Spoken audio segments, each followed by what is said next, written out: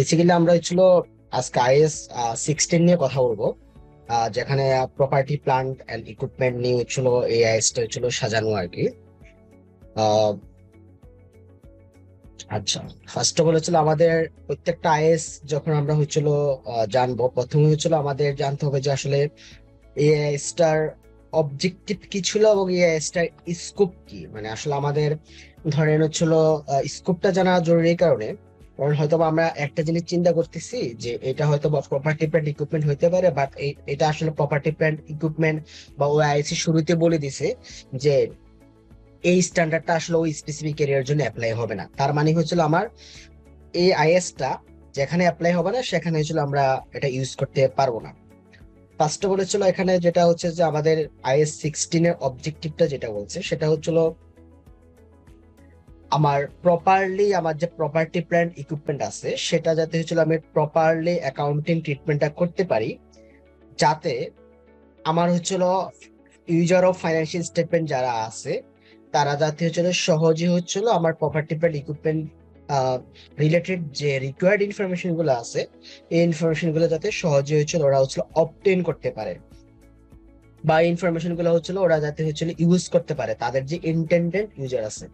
Basically এটা হচ্ছিল আমাদের objective of the financial statement, যেটা অবজেক্টিভ অফ দ্য ফাইন্যান্সিয়াল স্টেটমেন্টের সাথে ছিল অ্যালাইন্ড। সে ফর এক্সাম্পল আমরা যখন কোনো ফাইন্যান্সিয়াল স্টেটমেন্ট বানাই, এই ফাইন্যান্সিয়াল স্টেটমেন্টের অবজেক্টিভ হচ্ছিল এটার যে স্টেক হোল্ডার আছে বিভিন্ন ধরনের, স্টেক হোল্ডার মিনস এখানে শেয়ার হোল্ডারও আছে, ব্যাংকার আছে, বা আমাদের হচ্ছিল ট্যাক্স অথরিটি আছে বা আদার রেগুলেটরি অথরিটি আছে, তাদের যে ধরনের ইনফরমেশন গুলো লাগে, যে পারপাসে হচ্ছিল ফাইন্যান্সিয়াল স্টেটমেন্টটা ইউজ করে, এক একজনের এক এক রকম পারপাস থেকে সকল ইনফরমেশনটা যাতে আপনার অ্যাভেলেবেল থাকে, ওই উদ্দেশ্যে হচ্ছিল আমরা ফাইন্যান্সিয়াল স্টেটমেন্ট বানাই।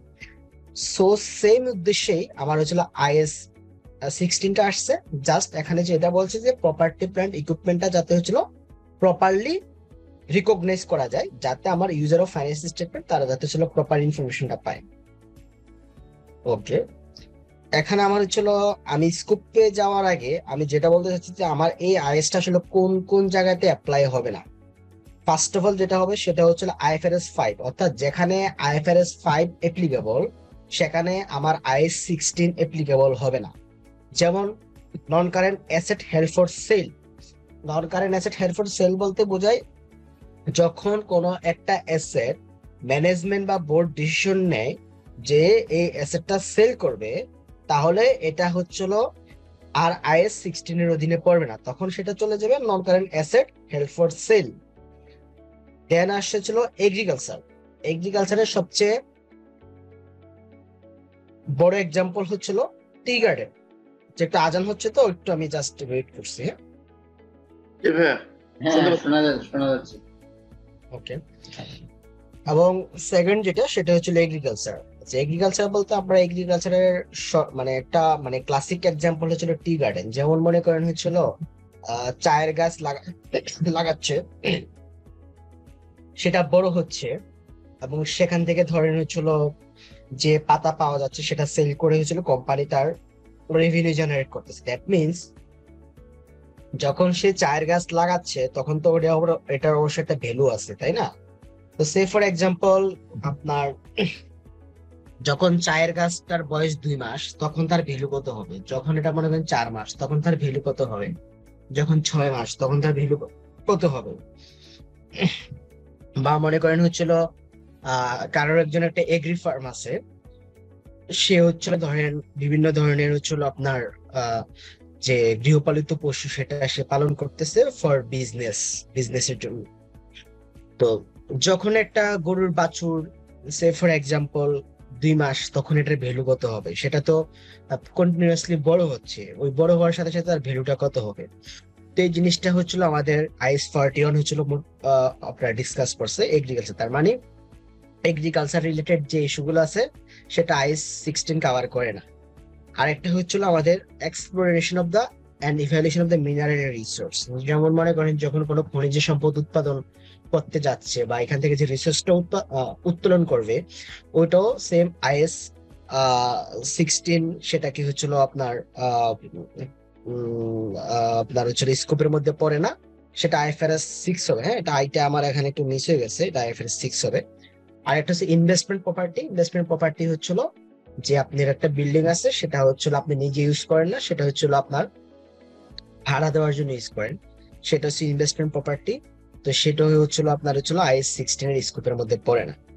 তাইলে হচ্ছিল এখানে দেখেন, তাহলে পড়তেছে কি, the standard shall be applied in accounting for property, plant, equipment, except when another standard requires or permits in different accounting treatment.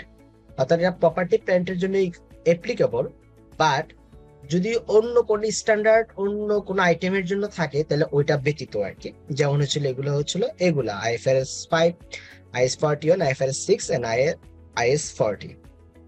Okay, then আমার প্রপার্টি। আইএফআরএস হ্যাঁ, বলেন। 6 একটু কাইন্ডলি বলবেন, আইএফআরএস 6 যেটা বলছিলেন। হ্যাঁ হ্যাঁ, কি বলবো? মানে এটা হচ্ছে আমি জাস্ট মিস করে গেছিলাম, এই জায়গায় কি বলেছিলেন? ওটা কিছু না, এটা হচ্ছিল ধরেন মনে করেন সে ফর এক্সাম্পল, যেমন এখন মনে করেন আপনার ধরেন একটা নতুন গ্যাস ক্ষেত্র আবিষ্কার হইলো, তাই তো? এখন নতুন যে গ্যাস ক্ষেত্রটা আবিষ্কার হইলো, তো এটাতে তো ধরেন এটাতে তো মানে একটা নির্দিষ্ট পরিমাণ বা একটা নির্দিষ্ট ঘনফুটের গ্যাস মজুদ আছে, তাই তো? জি। এখন এই গ্যাস সেল করবে, সেল করে হচ্ছিল আপনার রেভিনিউ জেনারেট হবে। তার মানে এই যে গ্যাস মজুদ আছে, তাহলে এটার ভ্যালুয়েশনটা কিভাবে করবে? তো এটার ভ্যালুয়েশনটা করার জন্য I16 অ্যাপ্লাই হবে না, এটার জন্য IFRS 6 অ্যাপ্লাই হবে। এটা ওইটাই বলছে যে মিনারেল রিসোর্স মানে হচ্ছে খনিজ সম্পদের জন্য যে অ্যাসেট গুলো আছে, ওইটার জন্য ওটার রিকগনিশন এবং মেজারমেন্টের জন্য হচ্ছিল আমাদের হচ্ছিল IFRS 6টা ইউজ হবে। ঠিক আছে, ওইটাই।